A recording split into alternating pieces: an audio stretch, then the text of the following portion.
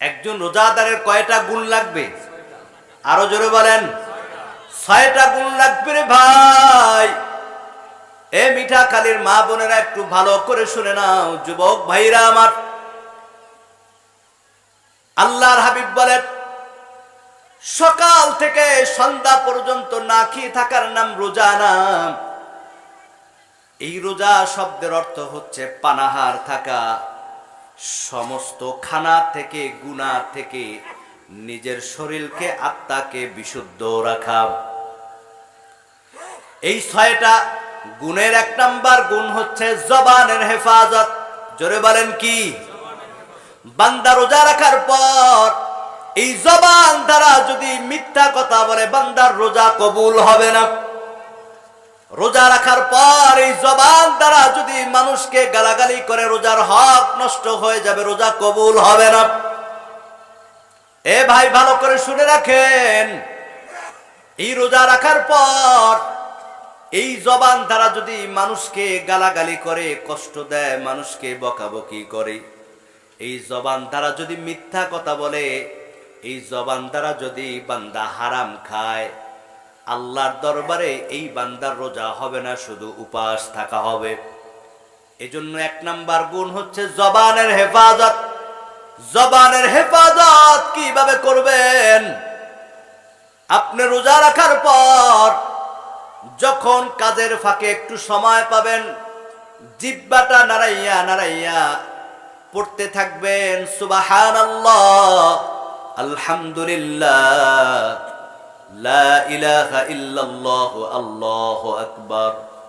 মায়ার নবী বলেন, একবার সুবহানাল্লাহ বলার কারণে এই রমজানের বরকতে কুল্লু আমাল ইবনি আদামা ইউদাআফুল হাসানাতু বিআশরি আমসালিহা।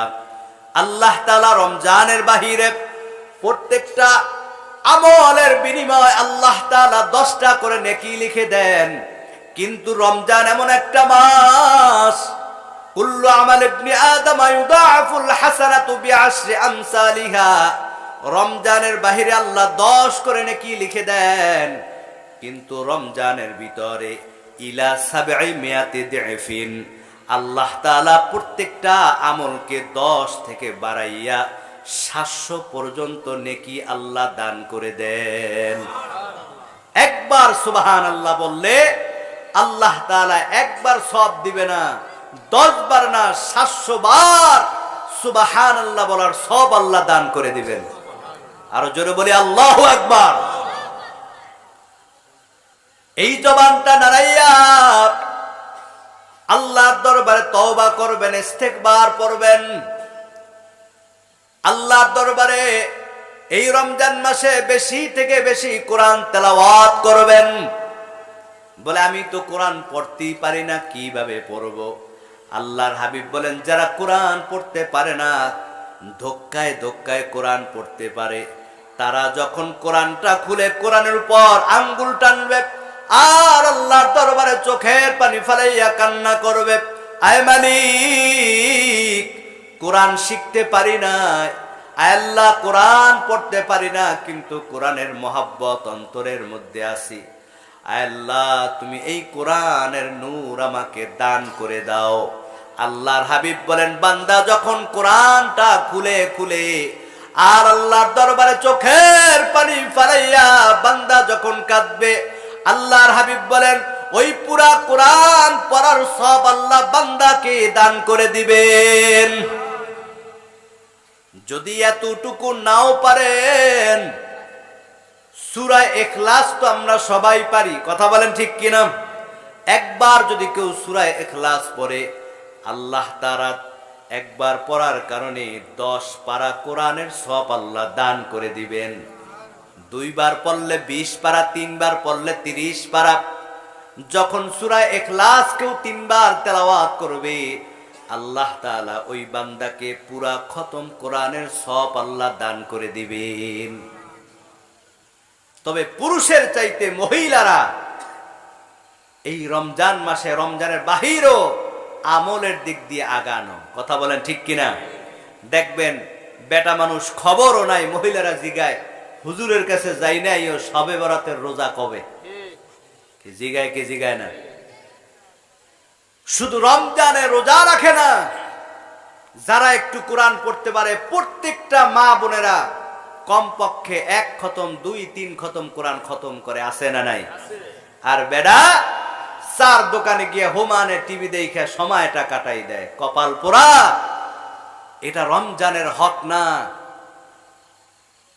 এজন্য আল্লাহর হাবিব বলেন 6টা গুণের 1 নাম্বার গুণের নাম কি? জবানের হেফাজত। জোরে বলেন কি? জবানের হেফাজত রে ভাই। রোজা রাইখা রোজার বাইরেও কোনো অবস্থায় মিথ্যা কথা বলা যাবে না, কারণ মিথ্যা এমন একটা গুনাহ। আল্লাহর হাবিব বলেন আসিদকু ইউনজি ওয়াল কিযবু ইউহলিক। মিথ্যা মানুষকে ধ্বংস করে দেয়, সত্য মানুষকে বিজয় করে দেয়। ইচ্ছা করে যদি কেউ একটা মিথ্যা কথা বলে, কমপক্ষে 7000 বছর জাহান্নামে জ্বলতে হবে। এজন্য ভাই জবানের হেফাজত করতে হবে। 2 নাম্বার, রোজা রাখার পর বান্দার চোখের হেফাজত করতে হবে। জোরে বলেন কি? চোখের হেফাজত। আপনি রোজা রাখার পর সময় কাটে না। এ মিঠাখালীর মা বোনেরা, রোজা রাখার পর সকালবেলা কাজ কাম নাই, কি করবে? টেলিভিশন সাইরা নাটক দেখতেছে, আছে না নাই? দোকানে 4 দোকানে টিভি চলতেছে, সিনেমা চলতেছে। রোজাদার বাবা বয়স হয়ে গেছে, দাড়ি পেকে গেছে, 1 ঠ্যাং কবরের মধ্যে চলে গেছে, আল্লাহর ভয় নাই। রোজা রাখার পরও বান্দা টিভি ছাড়তে পারে না। সময় কাটানোর জন্য নাটক সিনেমা দেখে সাবধান। রোজা রাখার পর এই চক্ষু দ্বারা যদি বান্দা অশ্লীল ভিডিও দেখে, নাটক সিনেমা দেখে, আল্লাহর কসম আপনার উপাস টাকা হবে, কিন্তু রোজা আল্লাহর দরবারে কবুল হবে না। এজন্য শুধু না খেয়ে থাকার নাম রোজা না। 2 নাম্বার গুণ হচ্ছে চোখের হেফাজত। এই রোজা রাখার পর চোখ দিয়া বেগানা নারীর দিকে তাকানো যাবে না। যুবক ভাইরা আমার, নাটক সিনেমা দেখা যাবে না। এই রোজা রাইখা বলে কি করবেন? বলে চক্ষুর হেফাজত কিভাবে করবেন? যখন একটু সময় পাবেন, একটা ইসলামী বই নিয়ে বসবেন, কোরআন নিয়ে বসবেন। একটু সময় পাবেন, 5টা আয়াত তেলাওয়াত করবেন। একবারে না পারেন আবার একটু রেস্ট নিয়ে আবার একটু ঘুরে আবার তেলাওয়াত করবেন। এইভাবে যখন পুরা 30টা রোজা যখন চক্ষুর হেফাজত করবেন, আল্লাহ তাআলা বলেন as-sawmu li wa ana ajzi bi। এই রোজার বিনিময়ে আমি আল্লাহ বান্দাকে নিজ হাতে পুরস্কার দান করে দিব। আল্লাহর হাতের পুরস্কার আমরা চাই কি চাই না? রোজা রাখতে হবে কার জন্য? তবে এই রোজাটা 6 গুণওয়ালা রোজা হতে হবে ভাই। 1 নাম্বার গুণের নাম কি? জোরে বলেন। জবানের হেফাজত।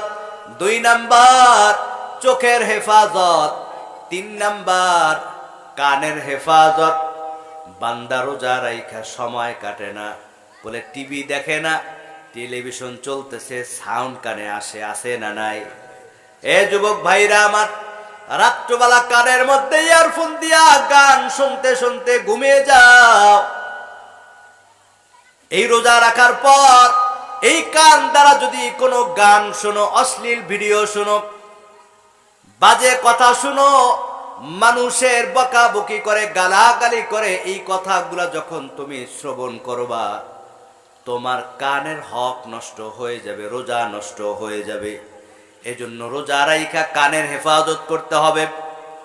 4 নাম্বার, রোজা রাখার পর বান্দার হাত এবং পায়ের হেফাজত করতে হবে। রোজা রাখছে বান্দা, হঠাৎ রাগ সহ্য করতে পারে নাই, আর একজন ব্যক্তির উপর আঘাত শুরু করছে, সাবধান। এই রোজা রাইখা হাত দ্বারা অন্যায়ভাবে কাউকে আঘাত করা যাবে না। এই রোজা রাখার পর হাত দ্বারা মানুষকে কষ্ট দেওয়া যাবে না। এই রোজা রাখার পর পা দ্বারা খারাপ পথে যাওয়া যাবে না। বান্দা যখন হাত পায়ের হেফাজত করবে রোজা রাখার পর, 5 নাম্বার অন্তরের হেফাজত। অন্তরের হেফাজত কিভাবে করবে বলে, এই সমস্ত গুলার জবানের, চোখের, কানের, হাত এবং পায়ের এই সমস্ত কিছুর মূল ফাউন্ডেশন হচ্ছে অন্তর। বান্দার অন্তরে যা কিছু ইশারা করে বান্দা তাই কিছু করে। এজন্য অন্তরের হেফাজত করতে হবে। বলে কিভাবে? এই রোজা রাখার পর যদি বান্দা অন্তর দ্বারা মানুষের উপর খারাপ দৃষ্টি দেয়, মানুষের পিছনে পিছনে কুমন্ত্রণা করে, মানুষের পিছনে গীবত করে, সমালোচনা করে, এই বান্দার অন্তরের হেফাজত হবে না, বান্দার রোজাও কবুল হবে না। এজন্য রোজা রাখার পর অন্তরের হেফাজত করতে হবে। বান্দা যখন এই 5টা গুণ অর্জন করবে, এই 5টা গুণ অর্জন করার পর সর্বশেষ যেই গুণটা অর্জন করতে হবে, বান্দা রোজা রাখার পর সেহরি খাক আর ইফতারি খাক, বান্দার হালাল খানা দ্বারা বান্দার হতে হবে। কি কথা বোঝেন কিছু? জবানের হেফাজত করলেন, চোখের হেফাজত করলেন, হাত পায়ের হেফাজত করলেন, কানের হেফাজত করলেন, অন্তরের হেফাজত করেছেন। কিন্তু আপনার ঘরে সুদের টাকার সাথে জড়িত, এই সুদের টাকা দিয়ে যদি বান্দা ইফতারি করে আর সেহরি খায়, আল্লাহর কসম এই বান্দার রোজা আল্লাহর দরবারে কবুল হবে না। এজন্য হালাল খানা ছাড়া রোজা কবুল হবে না রে ভাই।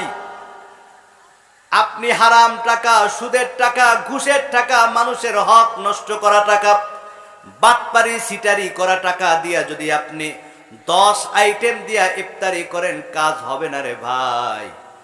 অথচ যদি আপনি মানুষের বাড়ি কাজ করে 300 টাকাও যদি আপনি মজুরি পান, আর কিছু না হোক 1 গ্লাস পানি দিয়া যদি আপনি পান্তা ভাত খাইয়া আপনি যদি ইফতারি করেন, মায়ার নবী বলেন এই ইফতারিটা আল্লাহর দরবারে ডাইরেক্ট কবুল হয়ে যায়। এজন্য হালাল খানা খাওয়া দরকার আছে না নাই? এ বাবা, হালাল খানা ছাড়া, হালাল টাকার উপার্জন ছাড়া যদি হারাম টাকা দ্বারা আপনি সেহরি খান আর রোজা রাখেন, আল্লাহর দরবারে কবুল হবে না রে ভাই। এজন্য এই 6টা গুণ নিয়ে যারা আল্লাহর সন্তুষ্টির জন্য রোজা রাখবে, 1 নাম্বার গুণের নাম জবানের হেফাজত, 2 নাম্বার চোখের হেফাজত, 3 নাম্বার কানের হেফাজত, 4 নাম্বার হাত পায়ের হেফাজত, 5 নাম্বার অন্তরের হেফাজত, 6 নাম্বার সেহরি আর ইফতারি যা হবে হালাল ধারা। এই 6টা গুণ অর্জন করে বান্দা যখন আল্লাহর সন্তুষ্টির জন্য রোজা রাখবে, আল্লাহ তাআলা বলেন, পয়গম্বর আপনার উম্মতদেরকে জানিয়ে দেন, কুল্লু আমাল ইবনি আদম ইউদাফুল হাসানাতু বিআশরি আমসালিহা ইলা 700 দিফিন। এই বান্দার প্রত্যেকটা আমলে আমি আল্লাহ 10টা করে নেকি লিখে দেই, আর রমজানে প্রত্যেকটা আমলে আমি আল্লাহ 700 করে নেকি দান করি। কিন্তু বান্দার রোজার আমলের বিনিময়ে আমি আল্লাহ নেকি দেই না। as-sawmu li wa ana ajzi bi, আমি আল্লাহ তাআলা কাল কিয়ামতের দিন এই রোজাদারের বিনিময় আমি আল্লাহ বান্দাকে নিজে পুরস্কার দান করে দিব। আল্লাহর পুরস্কার আমরা চাই কি চাই না? এ ভাই, এজন্য এই 6 গুণওয়ালা রোজা রাখা দরকার আছে না নাই? আল্লাহ বুঝার তৌফিক দান করুক, জোরে বলি আমিন।